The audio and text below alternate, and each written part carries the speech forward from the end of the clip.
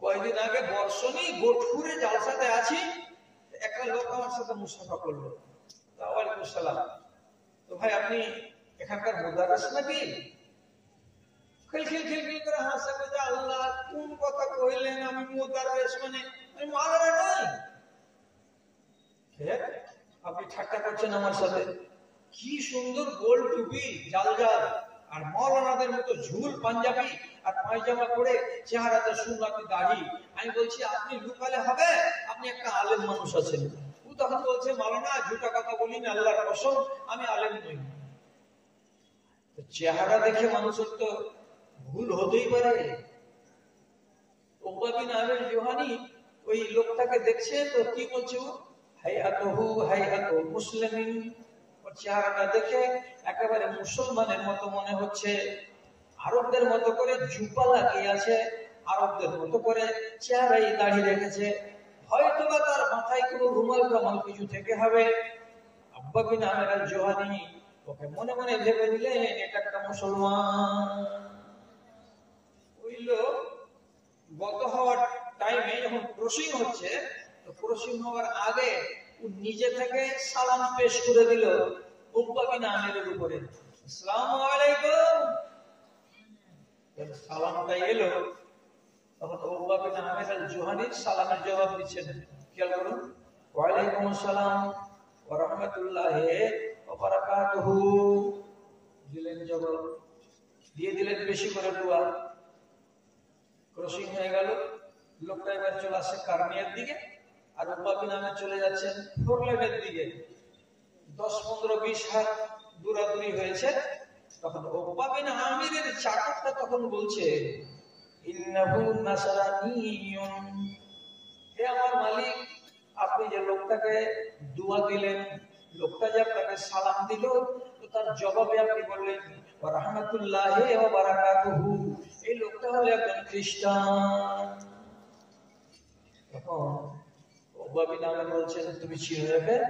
জি চিনি আমি একে।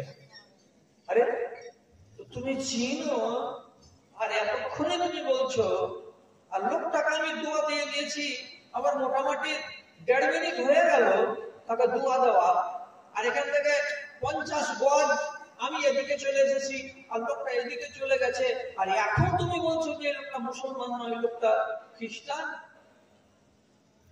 এই দোয়া তো মুসলমানের জন্য,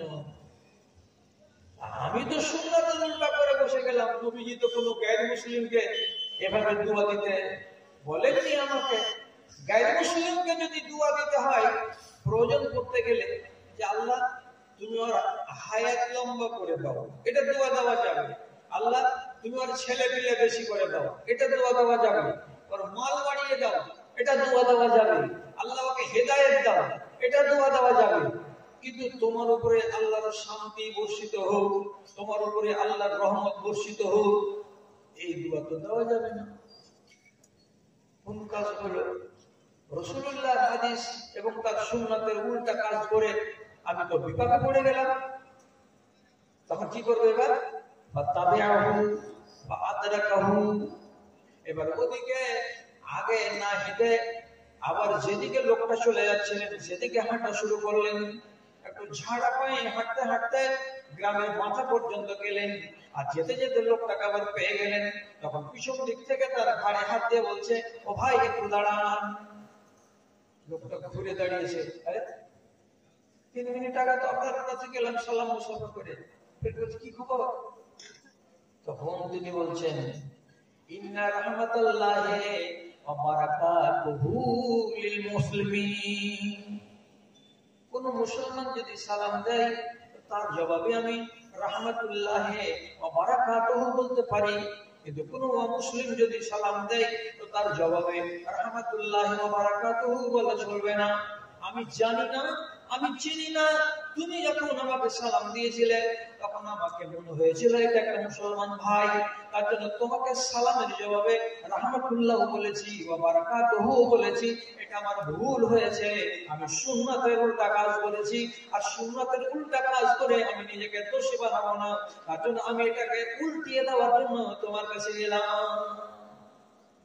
কি করে উল্টে বেশি ফসল বহাল না হতে গেলে কি করে মানুষের আপনি উভরে দিলেন, তাকে উভরে লেগে করে, তো উভরে গেলে তখন এবার রকে বলছে কি যে ওটা তোমার থেকে গেল, ওটা আমি ফিরিয়ে নিয়ে নিলাম, এবার তুমি যে আমাকে সালাম দিয়েছো তো তোমাকে সালামের ওই দুয়ার বদলে তোমাকে আলাদা করে দোয়া দিচ্ছি কি জাদাকাল্লাহু মাআলান ওয়া আওলাদা, আল্লাহ যেন তোমার মাল বাড়িয়ে দেয়, আল্লাহ যেন তোমার ছেলে পেলে বাড়িয়ে দেয়। এখন পর্যন্ত যদি 4টা ছেলের বাপ হও, আল্লাহ যেন তোমার 5টা করে দেয়, 6টা করে দেয়। এখন পর্যন্ত যদি তোমার 5 বিঘা জমি থেকে থাকে, তোমার 7 বিঘা যেন জমি হয়ে যায়। এই জন্য তোমাকে এইটা দোয়া দিলাম।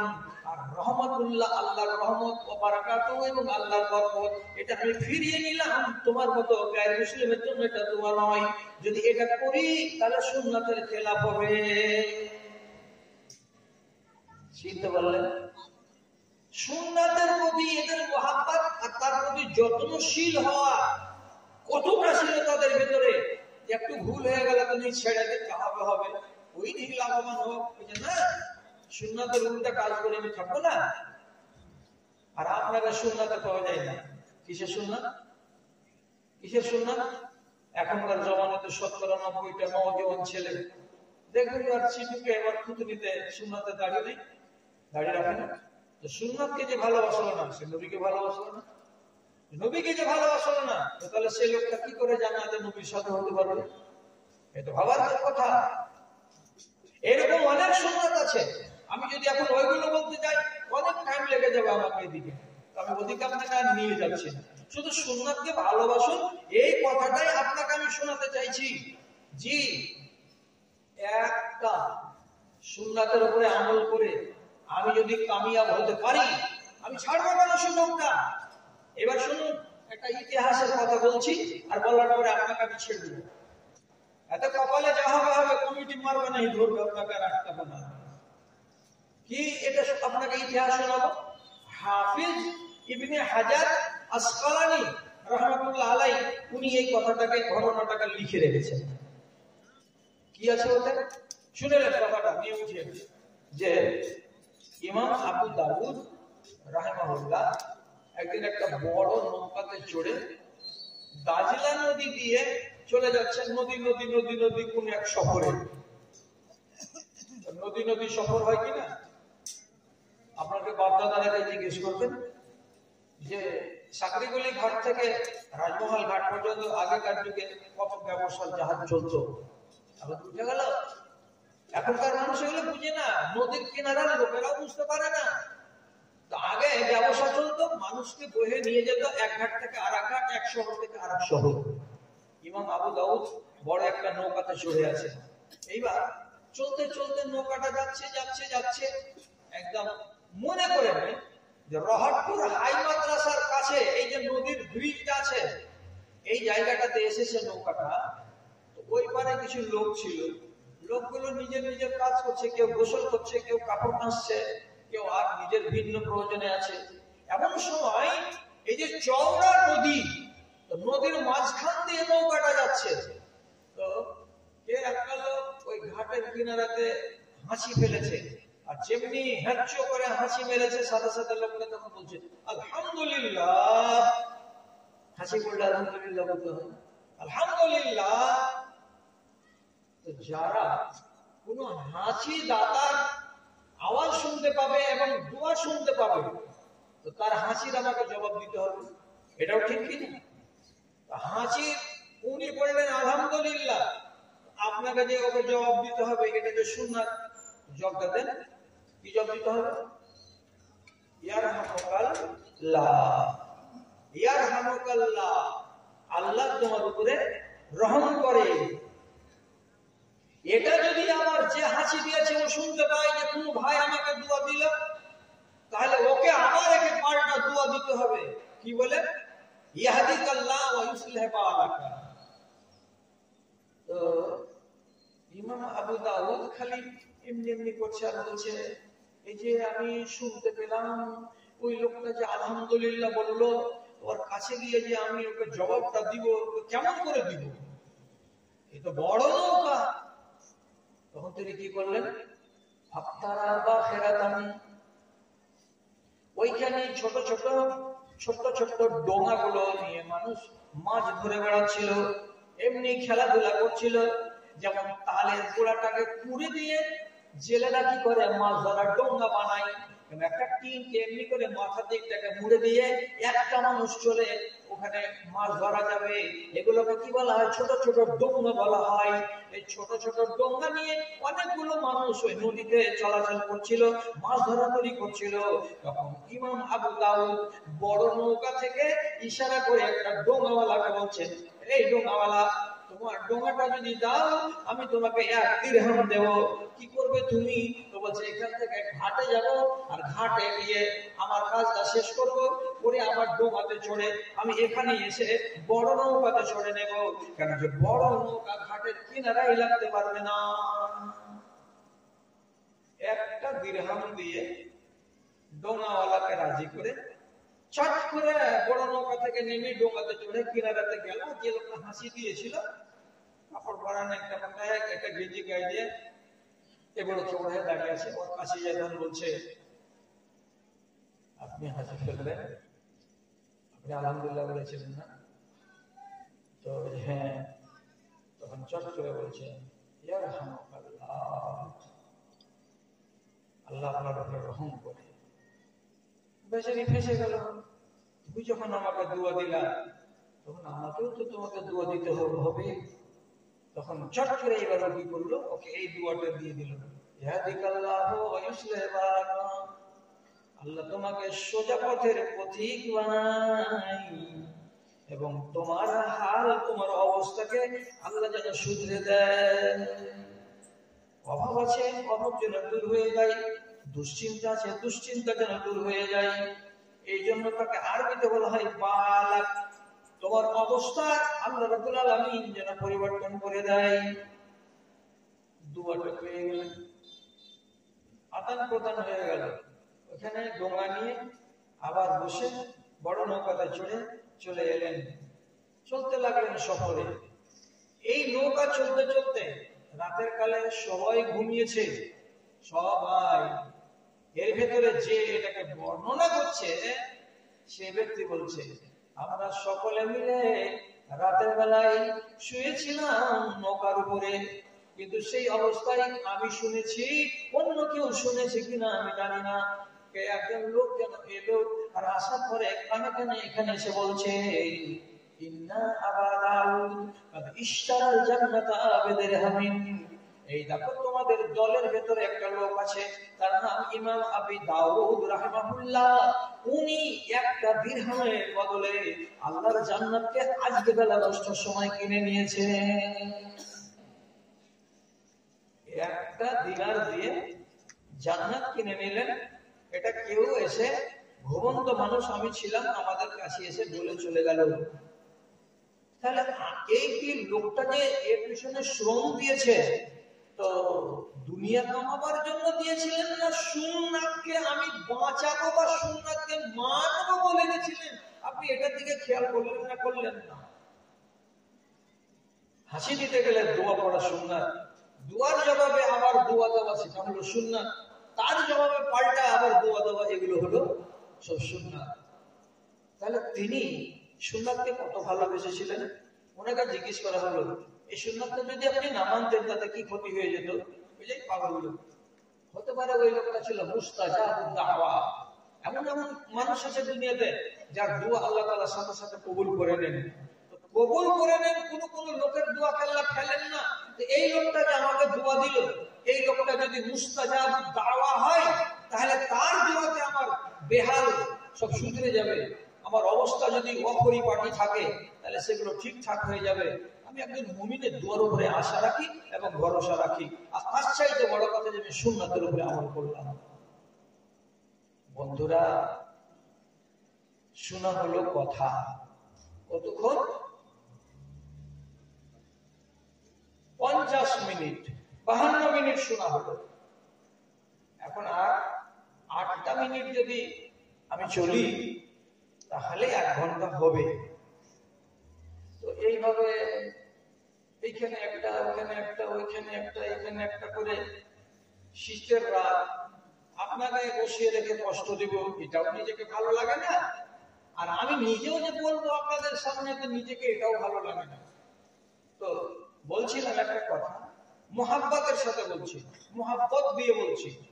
আপনারা 500, 700, 1000 সবাই টাকা দিয়েছেন, এটা আমি বুঝতে পারছি।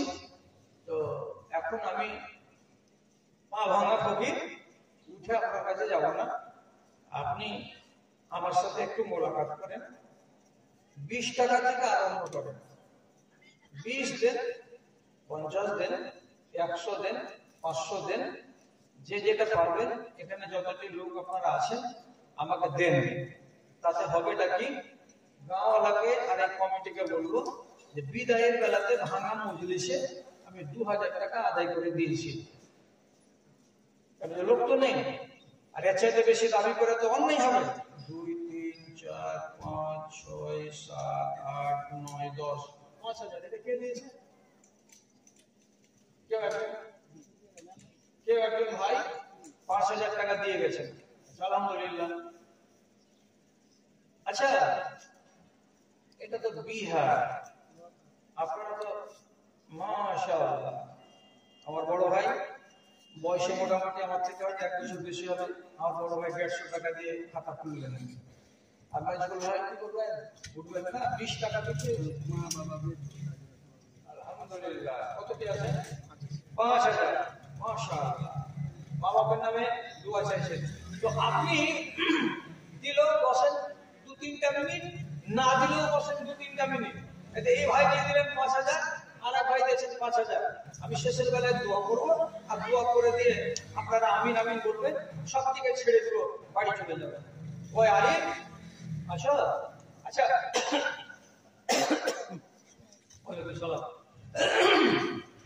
ভাই সাহেব চলে দিয়েছেন, এ বাবাজি 100 টাকা দিয়েছেন। হ্যাঁ, দাঁড়ান, ওখানে দাঁড়ান। দোয়াটাতে আপনি খালি আমিনের শরীক হয়ে যাবেন, আমি সবাই আমিনের দোয়া করবো, ওখানে দাঁড়িয়ে থাকেন। আচ্ছা, আপনারা তো বিহারের লোক, বাংলা কেতাব পড়তে পারেন আপনারা? কেউ পারেন না? সাহাবীদের জীবনী একটা কি 500 একজন, আলহামদুলিল্লাহ। সাহাবীদের জীবনী, 10টা সাহাবীর জীবনী দিয়ে একটা সুন্দর বই নিয়ে এসেছিলাম আজকে বাংলা ভাষায়। যারা ওয়াজ টোজ করে, যারা জ্ঞান গরিমা শিখে সাহাবীর জীবনী পড়ে, তো বইখানা কাকে দিব? বিহারে 200 কথার বইখানা 50টা টাকা দিয়ে নিয়ে গেলে করে ঝর্ণা ঝরাই, নদী যেমন করে সাগরকে চাই, তেমনি করে প্রভু চাই আমি তোমাকে। আধার যেমন করে চাই আলোকে, আধার যেমন করে চাই আলোকে। শিশু যেমন করে তার মায়ের কোল আঁকড়ে ধরে রাখে, করে না তো ভুল, প্রভু করে না তো ভুল,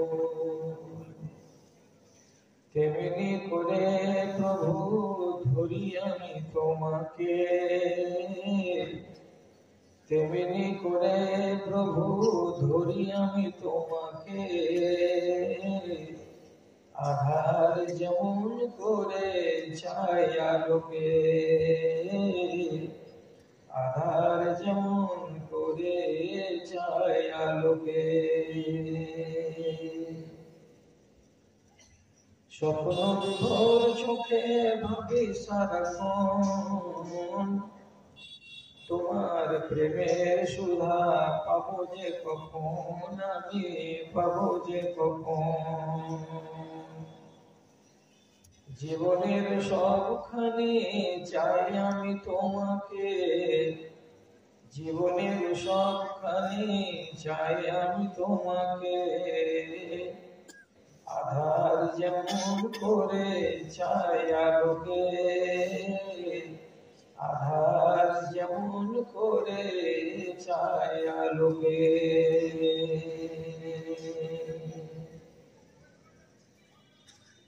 মাননীয় সভাপতি,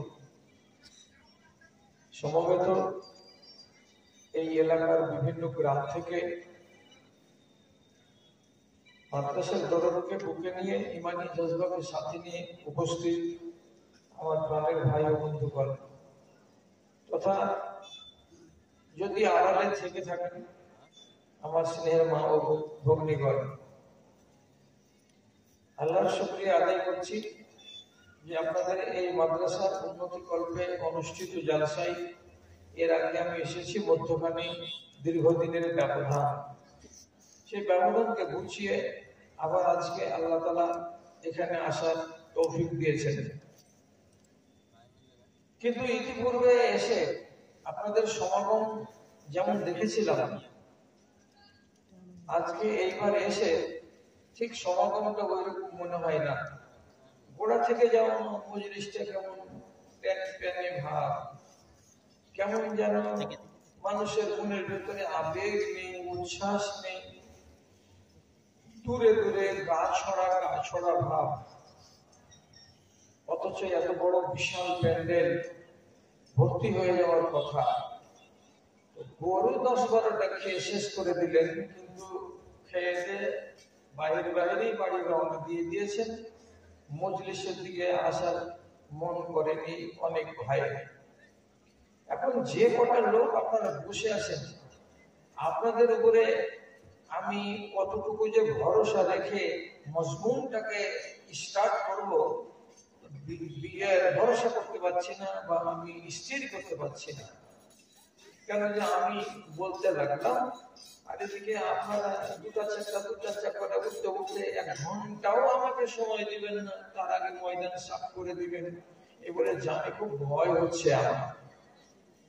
তবে আল্লাহর ভরসা, রাত কিন্তু কোনো ফাটাফাটি হয়নি। আমি কথা বলতে শুরু করলাম তখন 11:15।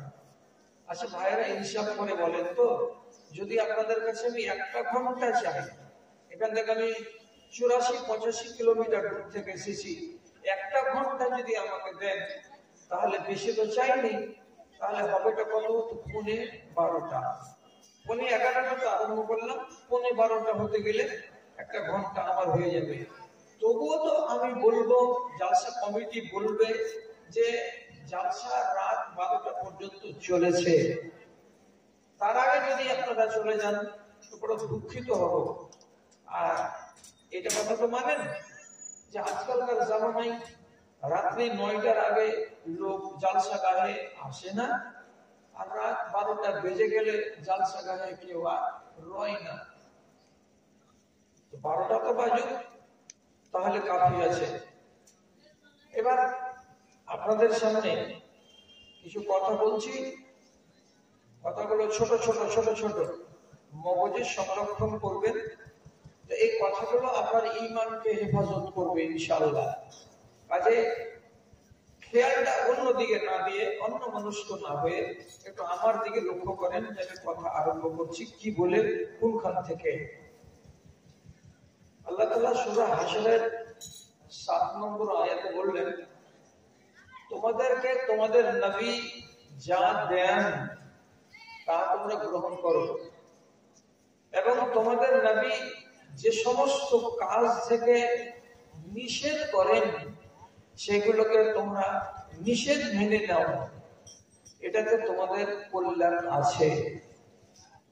তাহলে কিছু নবীজি আমাদেরকে আদেশ দিয়েছেন এবং কিছু আমাদেরকে নবীজি নিষেধ দিয়েছেন। সেই নিষেধকে আমি বর্জন করব, আর আদেশগুলোকে আমি অর্জন করব, করে আমি রাসূলুল্লাহ খাঁটি উম্মত হওয়ার চেষ্টা করব, তাহলে আমি কামিয়াব। তারপরে আবার আয়াতটা শেষখানে আল্লাহ তাআলা কি জুড়ে দিচ্ছেন, ওয়াত্তাকুল্লাহ, আল্লাহকে বলে ভয় করবে। কেন যে আল্লাহ রাব্বুল আলামিন কঠিন শাস্তিদাতা। যদি এই কানুনটাকে মানতে গিয়ে আমার দ্বারাই ভুলভাল হয়, তাহলে আল্লাহ তাআলা আযাবে হাত লাগিয়ে দিলেন। কি রাসূল যেটা আমাকে দিয়েছেন সেটা আমি মানবো, আর যেটা আমাকে ছাড়তে বলেছেন সেটা আমি ছাড়বো। এখানে যদি আপনার আর আমার দ্বারা ভুলভাল হয়, তাহলে আল্লাহ তাআলা বলছেন ছেড়ে কথা হবে না, তোমাকে শাস্তি পোহাতেই হবে। তার মানে আমাদেরকে শরীয়ত হিসাবে দেনেওয়ালা কজন হলো? তাহলে দুইজন। একজন হলেন আল্লাহ তাআলা, আর আরেকজন হলেন আমাদের নবী হযরত মুহাম্মদ মুস্তাফা সাল্লাল্লাহু আলাইহি ওয়াসাল্লাম। দুজন আমাদেরকে বিধান দিয়েছেন। এই জন্য আল্লাহ তাআলা কোরআন মাজিদে 33 জায়গাতে বলছেন, যারা আমার রাসূলের কথা মানবে তারা যেন আমার কথা মানলো, যারা আমার রাসূলের কথাকে অস্বীকার করবে তারা যেন আমাকে অস্বীকার করলো। তাহলে ইতাআতটাকে আল্লাহ রাব্বুল আলামিন নিজের সঙ্গে নবীজির ইতাআতটাকে জড়িয়ে দিয়েছেন।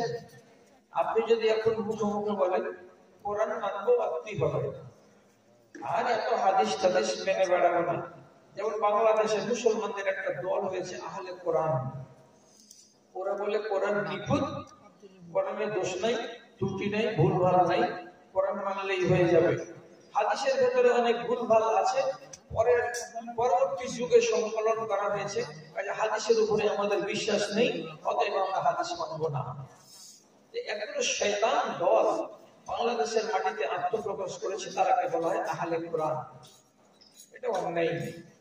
এরা কল্যাণ পাবে না আল্লাহ তাআলার কাছে। কেন পাবে না? ওই যে বললাম 33 জায়গাতে আল্লাহ তাআলা বলছেন আমার ইতাআত করো এবং আমার রাসূলের ইতাআত করো। রাসূলের ইতাআত ওই। আচ্ছা, যদি বলি যে কোরআন মানলেই হয়ে যাবে, হাদিসের মানার দরকার নেই, ভাইরা আমার শিখুন কথাগুলো। আল্লাহ তাআলা কোরআন মাজিদে যাকাত দিতে বলেছেন, কিন্তু কতটিতে কতটি লাগবে এই কথাটা তো কোরআন মাজিদে কোথাও লেখা নাই। দেখবেন বাড়ি গিয়ে বাংলা কোরআন খুলে যে পাওয়া যাবে, যাবে না। তাহলে 87 গ্রাম সোনা হলে তোমাকে 40 ভাগের 1 ভাগ লাগবে, এই কথাটা কে বললেন? নবীজি বললেন। 995 গ্রাম চাঁদি হলে তোমাকে 40 ভাগের 1 ভাগ লাগবে যাকাত, কে বললেন? রাসূলুল্লাহ বললেন। যদি 5টা উট হয় তাহলে একটা ছাগল লাগবে, কে বললেন? নবীজি বললেন। 20 মণ যদি ধান হয় তো 1 মণ ধান দিয়ে দিতে হবে ওশর, কিংবা এটাই যাকাত, কে বললেন? নবীজি বললেন। তাহলে যদি বলো যে শুধু কোরআন মানবো, তাহলে তুমি যাকাতের নীতি কেমন করে চালাবে দুনিয়াতে? এই বুদ্ধু, আজ শুধু কোরআন মানলে হবে না, আমাকে হাদিসও মানতে হবে। আল্লাহ তাআলা বিধান দিয়েছেন সেগুলো মোটা মোটা, আপনি খুব জানেন। যেমন নামাজ পড়ো, রোজা রাখো, হজ করো, হালাল রুজি খাও, সত্য কথা বলো, এই মোটা মোটা। খুচরো কথা আল্লাহ তাআলা বলেননি কোরআন মাজিদে, তেমনি নিষেধ ওইরকমই আল্লাহ তাআলা যেগুলো দিয়েছেন কোরআনে সেগুলো মেন কি কি? যেমন চুরি করিও না, ডাকাতি করিও না, গীবত করিও না, পরনিন্দা করিও না, জিনা করিও না, সুদ খেও না, মদ খেও না, শিরকের গুনাহ করিও না, জাদু করিও না, বেপরদা হয়ে ঘুরো না। এগুলো হলো কোরআন মাজিদের দেওয়া। এর বাইরে তো কিছু নীতি আছে যেগুলো নবীজি দিয়েছেন। যদি বলি যে আমি কোরআন ছাড়া বাইরে মানবো না, তাহলে বিপদ তো হবে। এই বিপদ থেকে আমি বাঁচতে পারবো না, আপনি বাঁচতে পারবেন। তার জন্য আল্লাহ তাআলা বলছেন আমার নবী তোমাদেরকে যা আদেশ করেছেন তা মানো, আর যা নিষেধ করেছেন তা থেকে দূরে রাখো, তাহলে তোমরা আমার নবীর ভালোবাসা পাবে। আর নবীর যদি ভালোবাসা পাও তাহলে আমার ভালোবাসা পাবে, তাছাড়া নয়। এখন আপনাকে আবার শিখাচ্ছি, আল্লাহ তাআলা কোরআন মাজিদের ভেতরে কোন জায়গাতে যে কথাগুলো বলছে আমার দিকে খেয়াল করেন, বলেননি, কিন্তু নবীজি বলছেন। কি বলেছেন? যেমন আমি বলছি লানাল্লাহুল ওয়াসিলাতা ওয়াল মুস্তাওসিলাতা ওয়াল ওয়াশিমাতা ওয়াল মুস্তাওসিমাতা। আল্লাহ রাব্বুল আলামিনের নবী বলছেন আল্লাহ লানত করেছেন ওই সমস্ত নারীদের উপরে যেই নারীরা তাদের এই চুলগুলোতে বাহির থেকে বাজার থেকে চুল কিনে নিয়ে এসে জোড়া লাগিয়ে দিয়ে বেনি বানায়। দেখলেন কোরআন মাজিদে তো নাই চুলে চুলে জোড় লাগানো, এটা হারাম কাজ। দেখলেন নবীজি বলছেন যে এটা আমাকে মানতে হবে।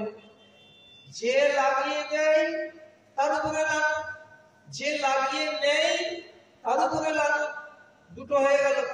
আবার নবীজি বলছেন যদি দাঁতকে মিস্ত্রির কাছে গিয়ে রেতিয়ে চোখা করে নেই, চ্যাপটা করে নেই, সাইজ করে নেই, তো যে রেতিয়ে দাঁতকে চোখা করে দেবে তার উপরে লাগানো। যে নারী বা নর এ কাজ করে নিবে এই নারীর উপরে আল্লাহ লাগানো, এটা আমাকে মেনে নিতে হবে। তারপরে নবীজি আবার বলছেন অনেক মহিলা আছে যারা চোখের উপরে এই যে চুলগুলো উঠে আছে, এটাকে বাংলাতে ভুরু বলা হয়। এই ভুরুর চুলগুলোকে এরা ছোট ছোট লুচিনি দিয়ে নুচে নুচে নুচে নুচে পাতলা করে দেয়, একেবারে সরু করে দেয়। ওরা মনে মনে ভাবে এটা যদি করি তো আমার চেহারাটা দেখতে বড্ড সুন্দর লাগবে। এই জন্য তারা ভুরুর চুলগুলোকে উপড়ে উপড়ে নিজের মতো করে সাজায়। নবীজি বলছেন যে রমণী নিজের চুলগুলোকে উপড়ে নেবে আর যে রমণী তার চুলগুলোকে উপড়ে দেবে, এরা দুজন হলো লানতি, এদের উপরে আল্লাহ লানত হবে। দেখছেন? তাহলে এই কানুনগুলো আসছে কোথা থেকে? আল্লাহ রাব্বুল আলামিনের নবীর কাছ থেকে আসছে। তাহলে এই কথা আমাকে বর্জন করতে হবে, যেহেতু আমাকে আমার নবী দিলেন। আর এটাই কথা আল্লাহ কোরআনে বললেন যে যা নবী দেয় তা নাও, আর যা নবী ছাড়তে বলেন, বর্জন করতে বলেন, তা বর্জন করো। রাসূলুল্লাহ যেগুলো আমাদেরকে দিয়েছেন সেগুলো তো কোরআন মাজিদে শক্তি নেই। এবার দিচ্ছেন কেন রাসূলুল্লাহ?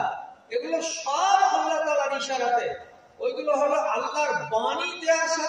আর রাসূলুল্লাহ যেগুলো বলছেন এগুলো আল্লাহর কথা, আল্লাহর ফরমান, কিন্তু বাক্যগুলো হচ্ছে নবীজি। এই জন্য নবীর দিকে এইগুলোকে কি করা হয়? সম্বোধন করা হয়। জানেন রাসূলুল্লাহ যেমন আপনাকে বলছেন এগুলো করো, তাহলে আমি তোমাদের উপর সন্তুষ্ট থাকবো। এদিকে ধরো, এদিকে ছাড়ো। যেমন ছাড়ার কথা বললাম তেমনি ধরারও আপনাকে উদাহরণ দিচ্ছি। প্রিয় নবী বলছেন আশরাফু মিনাস সুন্নাতে, 10টি জিনিস হলো আমার সুন্নাত। এই 10টি জিনিসকে তোমরা সংরক্ষণ করার চেষ্টা করবে।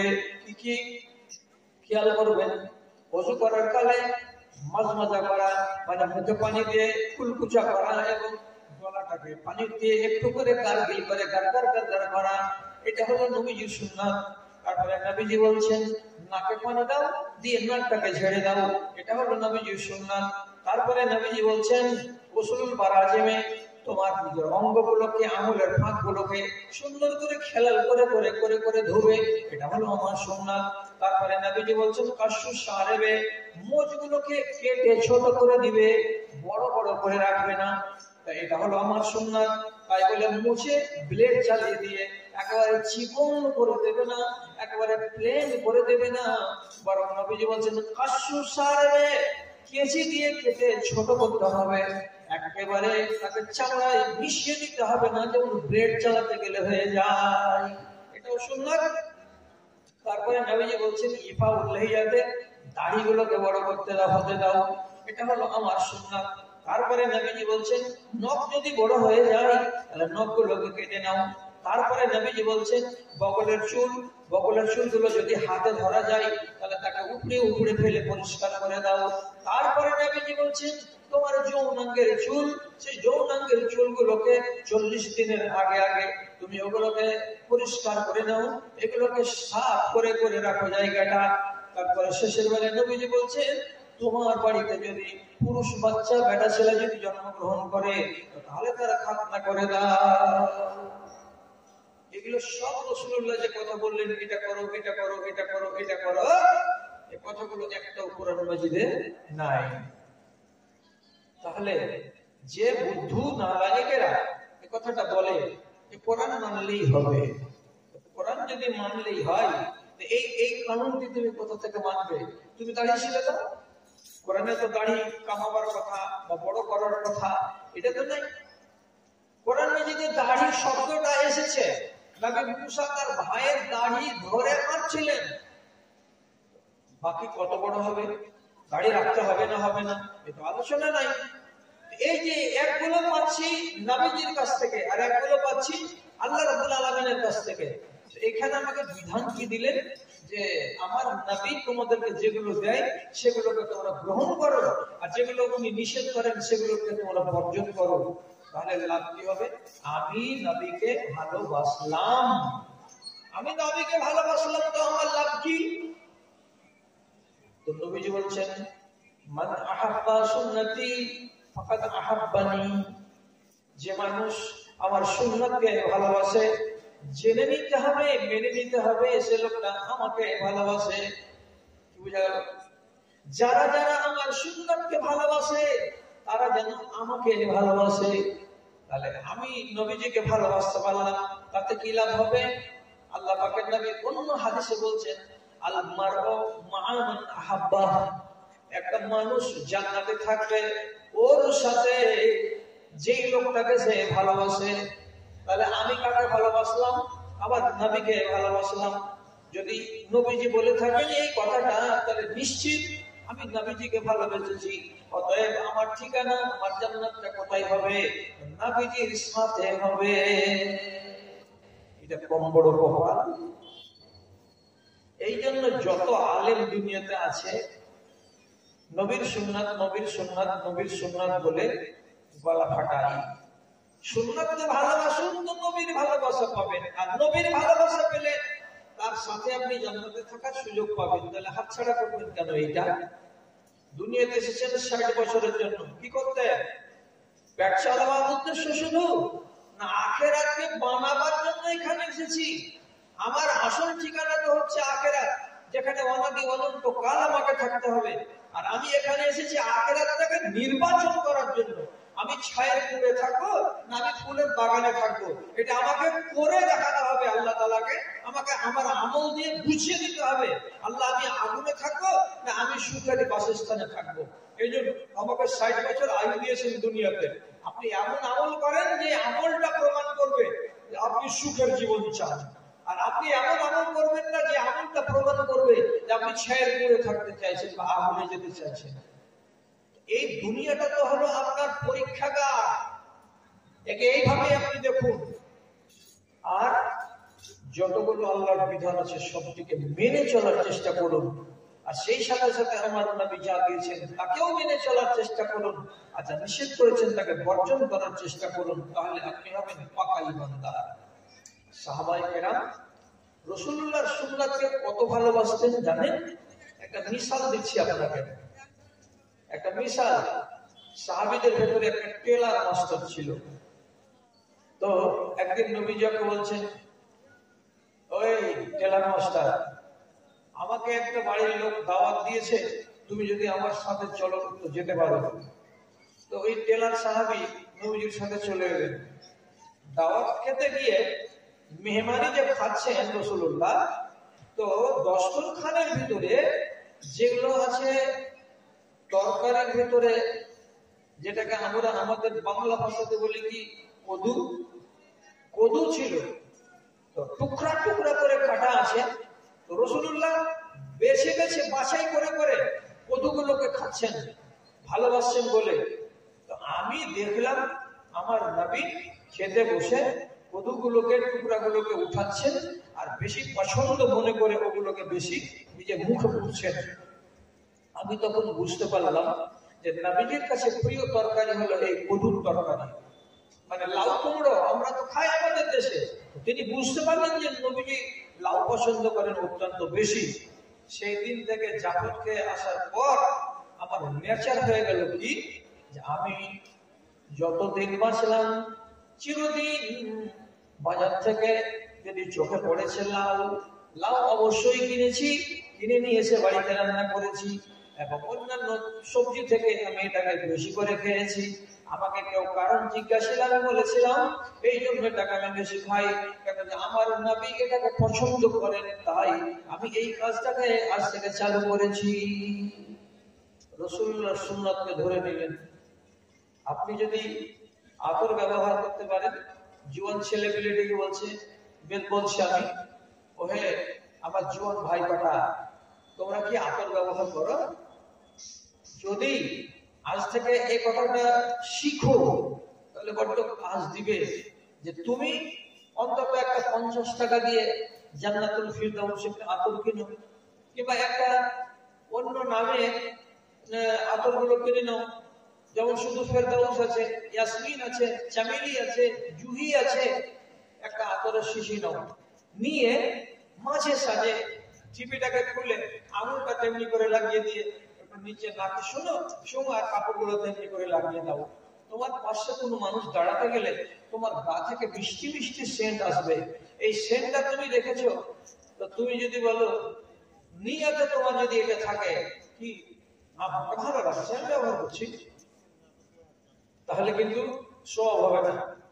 আর আপনার মনের কোণাতে যদি এই কথাটা গাঁথা থাকে যে আমার নবী সেন্ট পছন্দ করতেন, তাই আমি সেন্ট পছন্দ করছি, এই কথাটা যদি আমার অন্তরে গাঁথা থাকে, লেখা থাকে, তাহলে আপনি যতটি শিশি খরচ করবেন আতরের, প্রত্যেকটা শিশির এবং প্রত্যেকবার আতর শরীরে মাখতে গিয়ে লাগাতে গিয়ে আপনি রাসূলুল্লাহর সুন্নাতকে ভালোবাসার একটা না একটা মর্যাদা আপনি পাবেন, একটা না একটা সব আপনি পাবেন। কেন? রাসূলুল্লাহ বলেছেন আরবাউন মিন সুন্নাতিল মুরসালিন, যত দুনিয়াতে নবী এসেছিলেন সমস্ত নবীদের সুন্নাত হলো 4টা। যে কোনো নবী আতরকে বড্ড পছন্দ করতেন, যে কোনো নবী মিসওয়াককে বড্ড পছন্দ করতেন, যে কোনো নবী অত্যন্ত হায়াবাজ ছিলেন, পৃথিবীতে কোনো নবী বেহায়া ছিলেন না। এবং পৃথিবীতে যত নবী এসেছিলেন সমস্ত নবী শাদী করেছিলেন, বিবাহ করেছিলেন এবং তাদের বাল বাচ্চা ছিল। সব নবীর সুন্নাত কটা শুনলেন? 4টা। তার ভিতরে একটা কি পেলেন? সেন্ট ব্যবহার করা। তাহলে আপনি যদি আজ এটা করেন, তাহলে একটা নবীজির সুন্নাতকে ভালোবাসেন, আপনি ভাগ্যবান।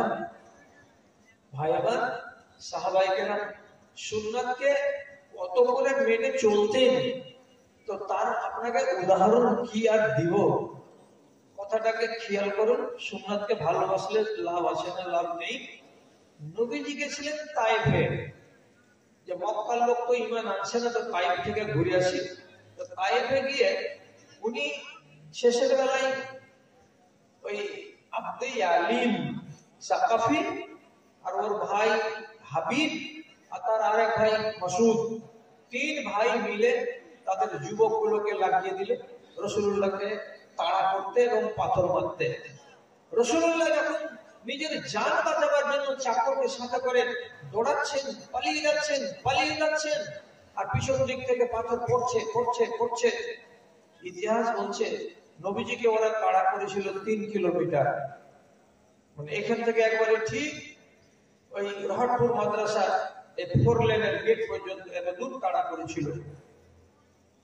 রাসূলুল্লাহ এক বাগানে গিয়ে বসলেন, বিধ্বস্ত, মাথা ফেটেছে, গায়ে রক্ত বেরিয়েছে। সহিহ রিওয়ায়াত আছে, অত লম্বা করছি না, যেটা আসল কথা সেটা আপনাকে বলে শেষ করে দিচ্ছি। সেটা হলো যে রাসূল গাছের তলায় বসে আছেন, ছায়ায়, বিধ্বস্ত হয়ে, ফাটা শরীর নিয়ে, রক্তাক্ত শরীর নিয়ে। তখন ওইখানে এক আঙ্গুরের বাগানের মালিক এক গোছা আঙ্গুর দিয়ে তার চাকরটাকে বলছে, ছেলেটার নাম আব্বাস, আব্বাস যা। ওই যে বাগানের কোনাতে লোকটা বসে আছে, খুব পাথর খেয়েছে রে, তাড়া করেছে ওকে তাইফের লোকেরা, বেচারি কষ্ট খুব ভোগ করেছে, বিধ্বস্ত মানুষ, যা। এই আঙ্গুরের গুছাটা দে, খাবে বসে বসে, শরীরটাতে শক্তি পাবে, মনটা ভালো হবে, একটু পানি পান করবে।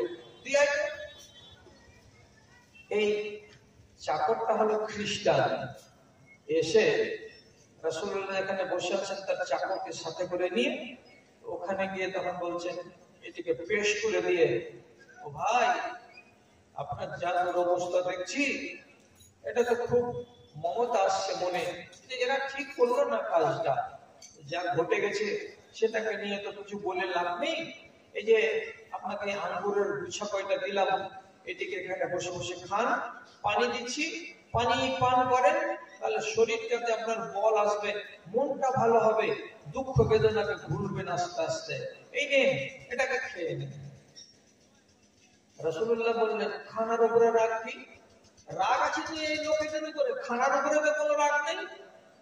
তখন তিনি কি করলেন, আদাসের সামনে ওখানে বসে বসে করলেন কি, সামনে পেশ করে দেওয়া আঙ্গুরের গুছা থেকে একটা আঙ্গুর কেমনি করে ছুটালেন, আর ছুটাবার পরে নিজের মুখে দেওয়ার আগে নবীজি বলছেন বিসমিল্লাহ,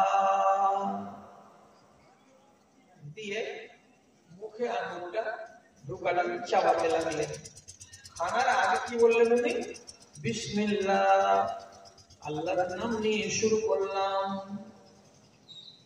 কথাটা শুনে আদাস খ্রিস্টান একটা চাকর, ও তখন বলছে, ইন্না হাযিহি কালিমাতুন লা ইয়াকুলুহা আহলু হাযাল বালাদে। আপনি যে কথাটা বলে খানা খেলেন, আপনি যে শব্দটা বলে আঙ্গুরের ফলটাকে মুখে দিলেন, তার মানে খাওয়ার আগে আপনি যে শব্দটা বললেন, এই শহরের লোকেরা কেউ কোনোদিন খাওয়ার আগে এমন কথা বলে না, এমনি মুখে দিয়ে দেয়, কেউ বলে না। আপনার মুখে জীবনে প্রথম শুনলাম যে মুখে কোনো খানা দিতে গেলে তার আগে কি বলতে হবে? বিসমিল্লাহ। তখন রাসূলুল্লাহ বলছেন, তোমার বাড়ি কোথায়? তো বলছে, আমার বাড়ি নাইনাওয়া। নাইনাওয়াটা কোথায় আছে? ইরাকে আছে। ইরাকের নাইনাওয়া অঞ্চল, ওখানে আমার বাড়ি। তখন রাসূলুল্লাহ ওকে একটু মুচকি হেসে বলছেন, ও আমার ভাই ইউনুস আলাইহিস সালামের গ্রাম। তখন এই আদাস খ্রিস্টান হাসি মুখে বলছে, জি জি জি জি জি, ইউনুস আলাইহিস সালামের গ্রাম নাইনাওয়া, ওই গ্রামের আমি লোক। আপনি কি করে চিনলেন ইউনুস আলাইহিস সালামকে? আপনার বাড়ি তো মক্কা। আমি চিনি, যেহেতু আমার বাড়ি নাইনাওয়া। আপনি কি করে চিনলেন তাকে? তখন আল্লাহ পাক তাই বলছেন, ইন্নাহু আখি কানা নাবিয়ান ওয়া ইন্নী নাবিয়্যুন। ওই ইউনুস আলাইহিস সালাম তিনি হলেন আমার ভাই। বাপের দিক দিয়ে ভাই, মায়ের দিক দিয়ে আমরা নই। পৃথিবীতে যত নবী আছেন সব বাপের দিক দিয়ে হলো ভাই। তো ইউনুস নবী হলে আমার ভাই, তিনি একজন নবী, নবী হিসেবে সেখানে এসেছিলেন, এবং আমি একজন নবী, আল্লাহ তাআলা আমাকে মক্কাতে পাঠিয়েছেন। কাজে একজন নবী আর একজন নবীকে চিনবে, একজন ভাই আর একজন ভাইকে চিনবে। আমি এই সূত্রে আমার নবী ইউনুসকে চিনি। আমি তার গ্রামটা দেখে নিয়ে তার গ্রামের নামটা আমি জানি। আদাস তখন খুশি জ্বালাতে বলছে, কি ভাগ্য হে, আমাদের নবীকে এই লোকটা চিনে, আর ইফের দাবি করছে কি যে আমি একজন নবী। এক ঘটনা প্রমাণ করছে এই লোকটা নবী। ওরাখান কি এমন একটা কথা বললো, সে কথাটা জীবনে আমি শুনিনি। খানা খাওয়ার আগে কি বললো? বিসমিল্লাহ, আল্লাহর নাম নিয়ে শুরু করছি। এই কথাটা একজন নবী বলতে পারে, অন্য কেউ বলবে না, যখন এই এলাকার লোক বলে না। এ থেকে বোঝা যাচ্ছে এই লোকটা নবী।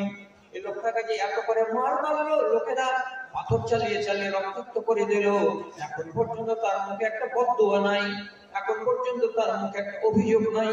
বরং তিনি আল্লাহ তাআলাকে বলছেন, পরবর্তীকার এই লোকগুলো তার নবীকে চিনতে পারলো না, আল্লাহ তুমি এদের পিঠ থেকে, এদের ঔরস থেকে এমন মানুষ তৈরি করে দিও যারা একদিন না একদিন আমাকে নবী বলে মানবে। দিও আল্লাহ। তাহলে ইনি মার খাওয়ার পরে যদি যারা মারবে তাদেরকে আক্রমণ না করেন, গালমন্দ না করেন, এটা তো নবীর চরিত্র। তাহলে এদিকে দুটো দলিল হলো। আর একটা দলিল হলো কি, যে নাইনাওয়া উনি চিনতে পারছেন অথচ চোখে দেখেননি। তাহলে আল্লাহ তাআলা তাকে ওহীর মারফতে বলেছেন ইউনুস নবীতে নাইনাওয়াতে এসেছিল। তাহলে একে যদি নবী বলে না মানা যাবে, তার কাকে মানা যাবে? সাথে সাথে তিনি কি করছেন? আকাব্বা আলাইহি, রাসূলুল্লাহ থেকে 4 হাত দূরে ছিলেন। কথাটি যখন জানাজানি হয়ে গেল, তখন 2 হাত আগিয়ে গিয়ে নবীজির সামনে একেবারে উপুড় হয়ে গেলেন। আর উপুড় হয়ে যাওয়ার পরে আল্লাহ পাকের রাসূলের হাতখানাকে খচ করে ধরে নিলেন, নেওয়ার পরে বলছেন, হে আখেরি নবী, আপনার দলে ঢুকবো, আপনাকে মানবো, আপনার দলে ঢুকতে গেলে কি বলতে হয়? তখন রাসূলুল্লাহ বলছেন, কিচ্ছু নয়, শুধু তোমাকে মুখে বলতে হবে আশহাদু আল্লা ইলাহা ইল্লাল্লাহ ওয়া আশহাদু আন্না মুহাম্মাদান আবদুহু ওয়া রাসূলুহু। পড়ে নিল।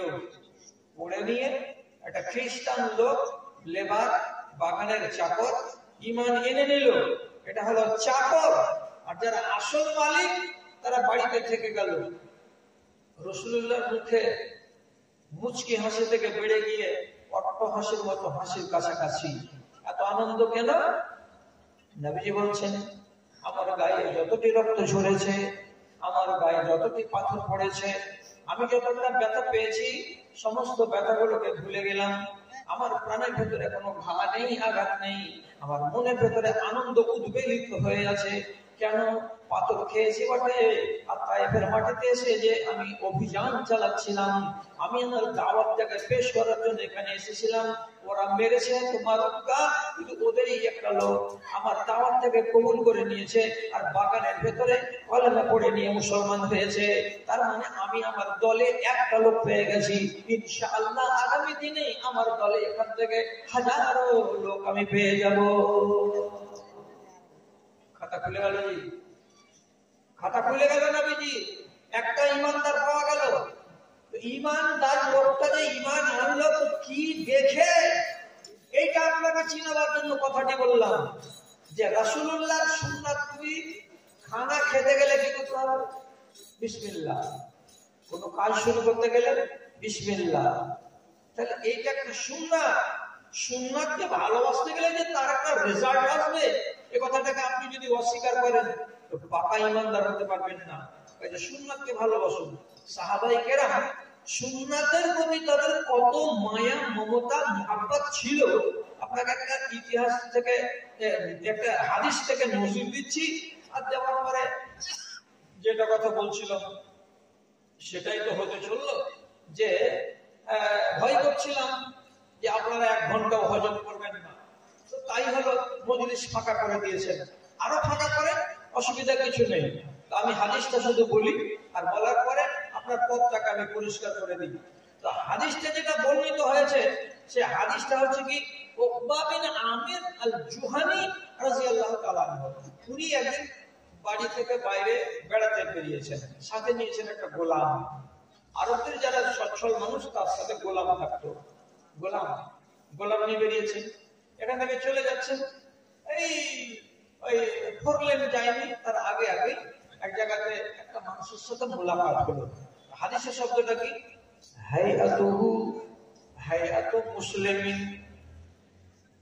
লোকটাকে দেখে একেবারে মুসলমান মনে হচ্ছে। এটা হতে পারে, এটা হতে পারে। আমি একটা মানুষকে দেখে ওর পোশাক অনুযায়ী, ওর হুলিয়া অনুযায়ী বলতে পারি এটা মওলানা। কেন?